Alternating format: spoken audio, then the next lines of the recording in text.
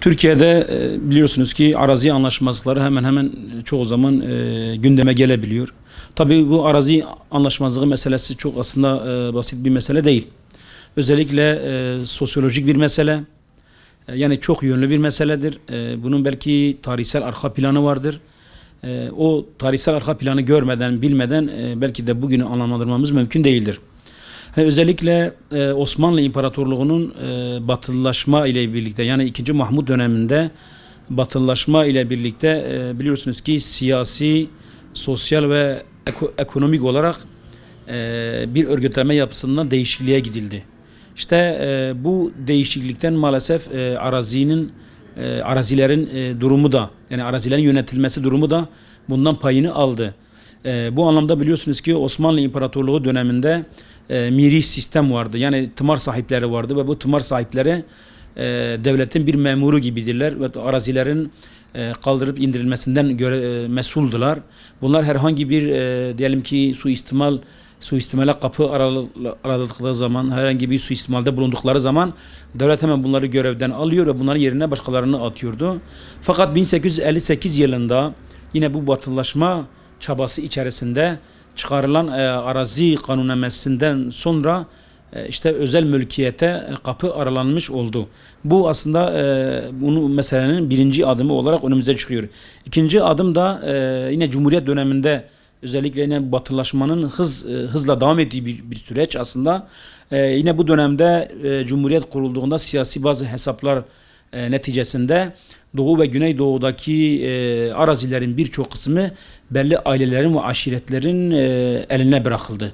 Özellikle Şeyh Said olayından sonra işte o dönemdeki resmi devlet erkanı Şeyh Said olayında devletten yana tavrını koyan aşiretlere veya işte diyelim ki o bölgede sözü geçen insanlara birçok bu bölgenin arazisi onlara teslim edildi. Özellikle bölgedeki işte o Ermenilerin bu bölgeden çıkmasından sonra onların elindeki kalan tarlalar da maalesef bu insanların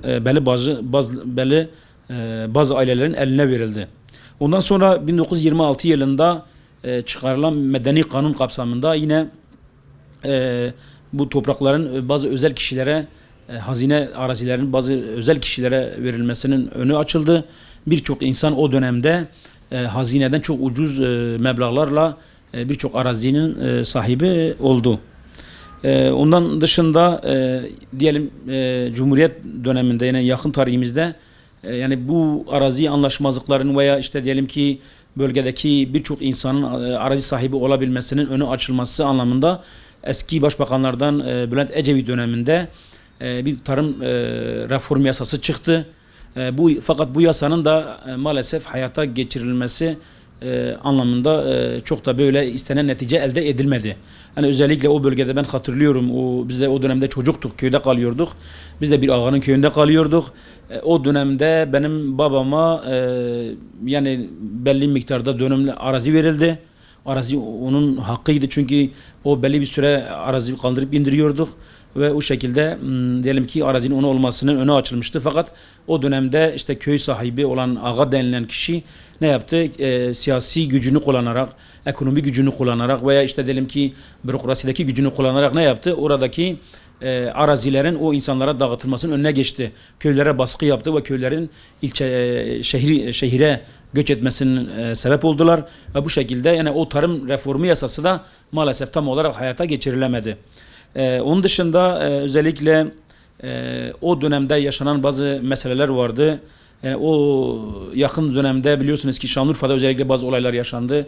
Yani Avrupa yasası kapsamında bazı avukatlar, bazı girişimler bulundular. Yani o yasalardaki boşluğunu faydalanarak Bülent Ecevit döneminde tarlaları elinden alınan ağalara bir daha tarlalarının geri verilmesinin önü açılmaya çalışıldı.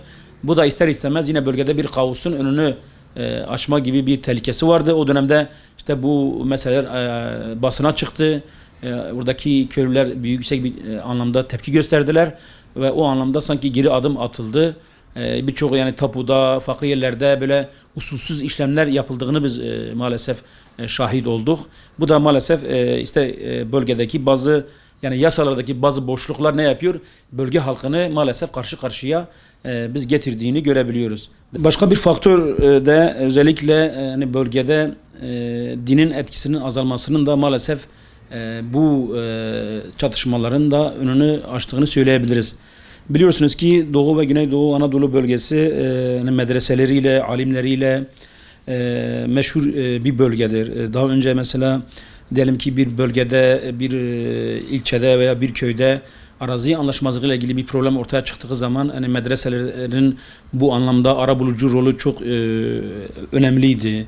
Özellikle bölgedeki alimlerin bu anlamda arabuluculuk yapması birçok sıkıntının, sorunun aslında ortadan kaldırılmasına vesile oluyordu. Fakat bölgede özellikle hani devletin bölgedeki dine, cumhuriyetle birlikte dine yapılan yoğun baskılar, medreselerin özellikle kapatılması ve bölgedeki alimlerin, şeyhlerin siyasi bazı hesaplar neticesinde idam edilmesi veya birçoğunun işte diyelim ki sindirilmesi, bununla birlikte yine PKK'nın bölgede İslam'a ve Müslümanlara yönelik baskıları, medreselere yönelik baskıları, cami imamlara yönelik baskıları ve birçok alimin yine onlar tarafından şehit edilmesi maalesef bölgede dinin etkisinin bir anlamda azalmasına sebep oldu.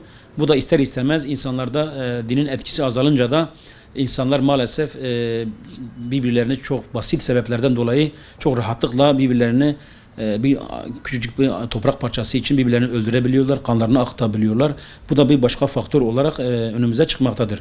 Fakat şununla birlikte şuna da değinmek istiyorum. Benim dikkatimi çeken bir şey de bu.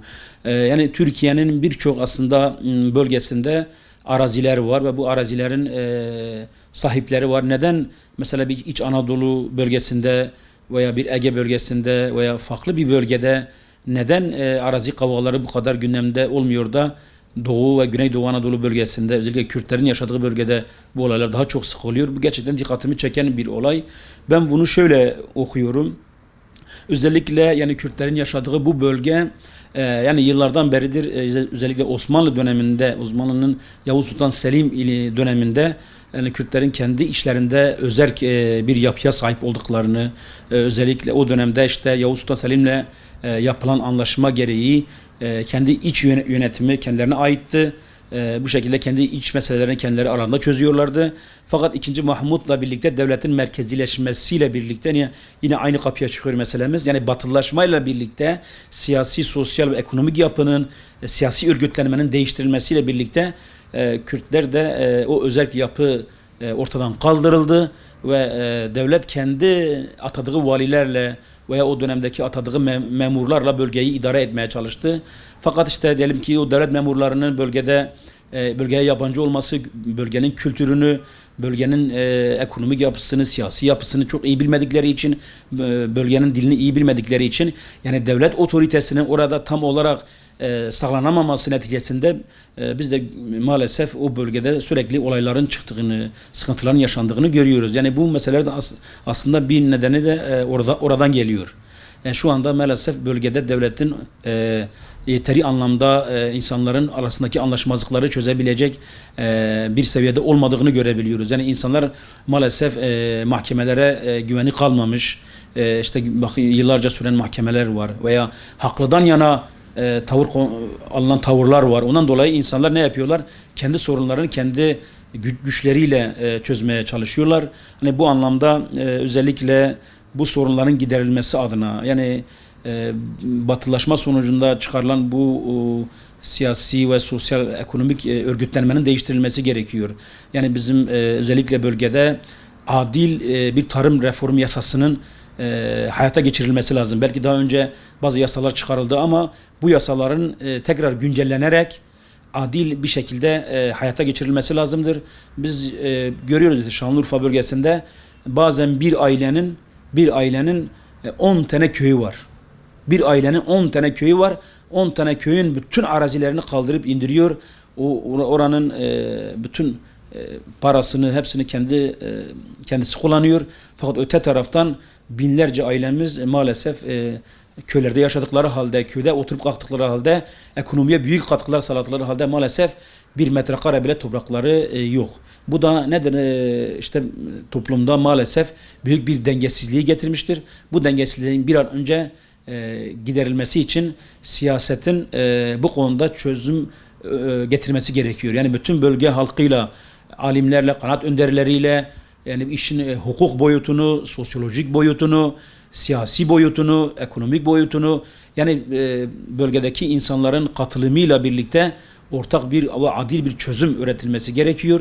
Eğer bu yapılmadığı sürece yani bölgede insanlar birbirini katletmeye devam edecek, kan akmaya devam edecek, çocuklarımız yetim kalmaya devam edecek, belki bazı insanlar hapislerde çürümeye devam edecek ve bu meselenin çözümü gelmeyecektir.